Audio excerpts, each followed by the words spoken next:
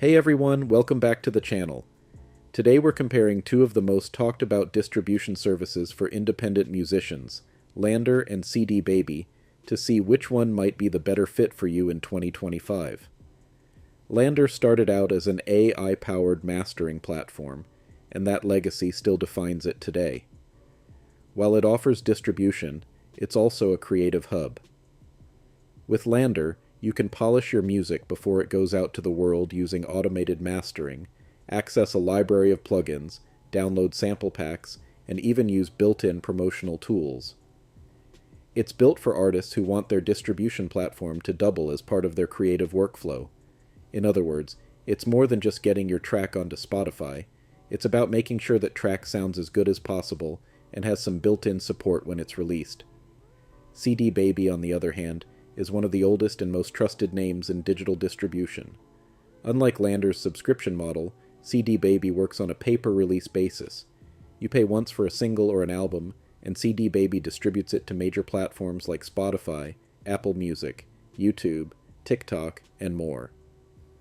But CD Baby doesn't stop at distribution. They also collect publishing royalties, handle sync licensing, and even provide physical distribution if you want to sell CDs or vinyl. It's designed to give artists a one-stop shop for both digital and traditional release strategies. When it comes to workflow, LANDR feels modern and streamlined. You work inside its ecosystem, polish your tracks, and release them all in one place. CD Baby feels more like a distribution partner than a creative studio. It's about getting your music out there, monetizing it across as many channels as possible, and making sure you don't miss revenue streams from publishing or sync. Now let's talk pricing in 2025. LANDR is subscription-based. The Essentials plan starts at $13 per month. Standard sits at $20, and Pro goes up to $25 per month, each adding more mastering power, sample credits, and plug-in bundles alongside distribution. CD Baby, by contrast, charges $10 per single and $15 for an album as a one-time fee, with no annual subscription required.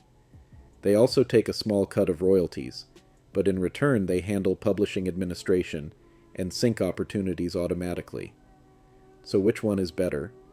If you're looking for an affordable, one-time distribution option with strong royalty collection, publishing support, and even physical distribution, CD Baby is still a reliable choice, especially for artists who release less frequently.